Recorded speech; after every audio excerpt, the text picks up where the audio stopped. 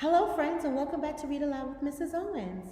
So, friends, as you know, we've been learning all about character traits. And character traits are words that we use to describe the personalities of our characters. And so today, friends, we're going to be reading a story called New Shoes. And it's written by Susan Lynn Meyer. So, friends, before I start reading this story, I just want to let you know that it is relating to a time in our nation's history when America was segregated, and that means it was separated. So black people and white people were separated. And black people did not have the same rights that white people had, and black people were treated very unfairly. Okay? So as I read this story to you, I want you to focus on the personalities of our main characters, okay? Because we're focusing on character traits. Okay, friends, here we go.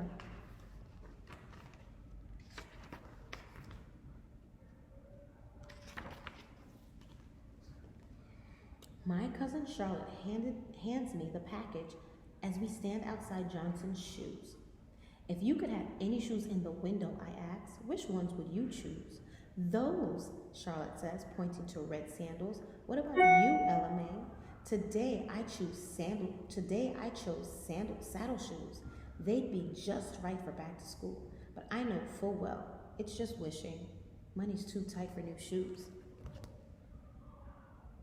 So friends, if you ever really wanted something but your parents said it was too much money, I tell my kids that all the time. Let's keep reading. When I get home, Mama opens the package. Winslow's shoes are in good shape, he says.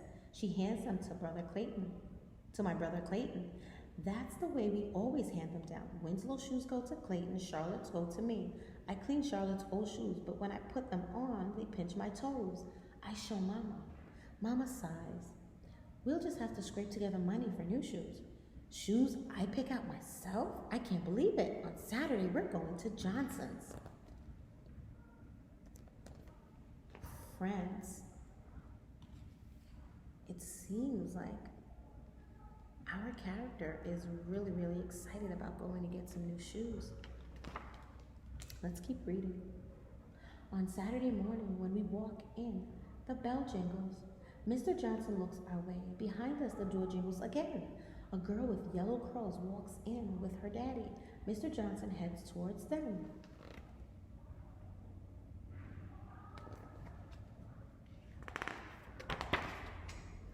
Mama and I walk to the back of the store and stand against the wall.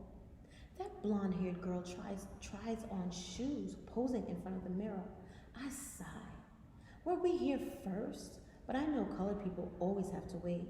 Finally, the girl's daddy buys her a new pair of shoes, and they leave. So friends, as you can see, this is very unfair. How can I help you now? Mr. Johnson says to us. I point to a display of saddle shoes.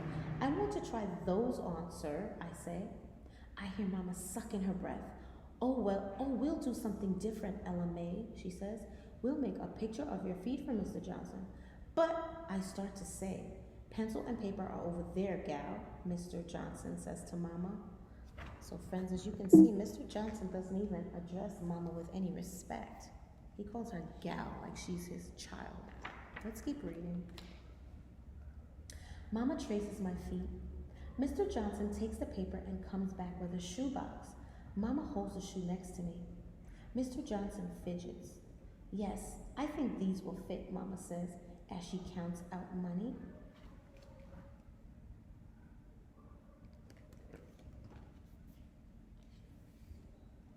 Friends, as you can see, Ella May is not happy about this at all. Take a good look at her face.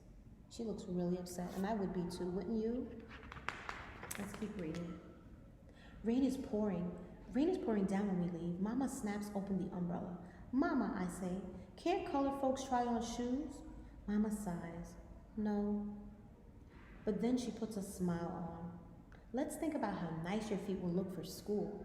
I like my shoes, but it isn't fair that the other girl can try them on, and I can't. Mama and I walk on together, listening to the rain. Let's keep reading, friends.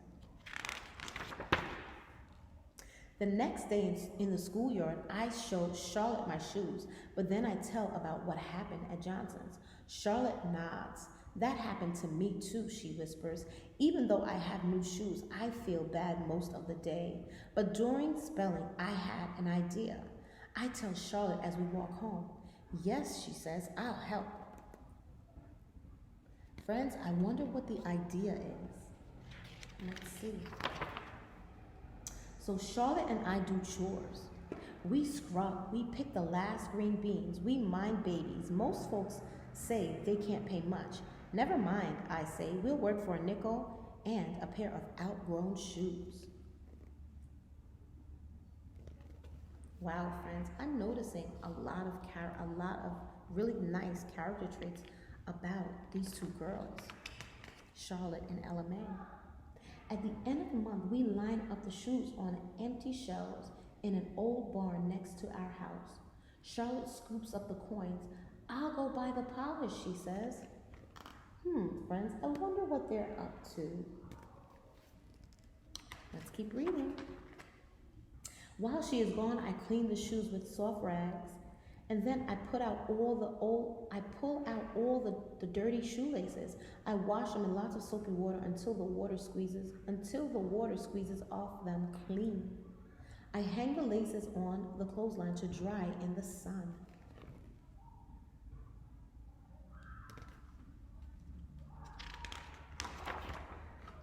Charlotte comes running back. I call red, she says.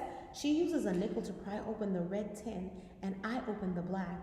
I take a pair of shoes and rub the polish in. Then I scrunch up my hand inside, smoothing out the wrinkles and buff the shoes until they shine. Wow, friends. These young ladies are working really hard. The sun has dried the laces now. I thread them back through the holes. Charlotte holds up the shiny red Mary Jane as she's been buffing. Almost as good as new, she says proudly. Wow, friends, those shoes really do look good. Ooh, friends. The neighbors know we are ready to open even before the paint on our shoes is dry. Ella May and Charlotte's shoes. It says, I'm going to reread that. The neighbors know we are ready to open even before the paint on our signs is dry. Ella May and Charlotte's shoes. It says, price 10 cents and another used pair. Mrs. Douglas peeps in the barn door, holding little Laura's hand. Right behind them, I see more neighbors coming. Wow, friends. Can you believe it? These two young ladies decided to open up their own shoe store. That is so awesome. Look at this, Mrs. Douglas marvels. No need to go to Johnson's now. Then she hesitates. Last time, the shoes from Johnson's gave my Laura blisters, she says. Can she try these on to see which ones fit best? Charlotte and I smiled. We hold our heads up proud. Yes, ma'am, she can, I say loud and clear. In our store, anyone who walks in the door can try on all the shoes they want. Wow, friends. So, friends, that's the end of the story, and I think this story was amazing. I hope you really enjoyed it. And friends, as I read this story, I realized that these two young ladies, Charlotte and Ella May, had some really awesome character traits. Let's take a look at them. Miss Owens went on and charted them, so we're going to look at them.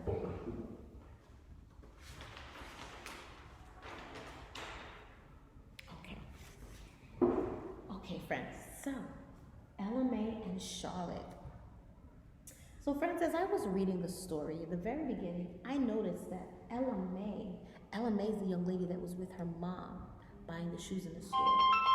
I noticed, friend, that Ella May was very inquisitive. The word inquisitive means curious.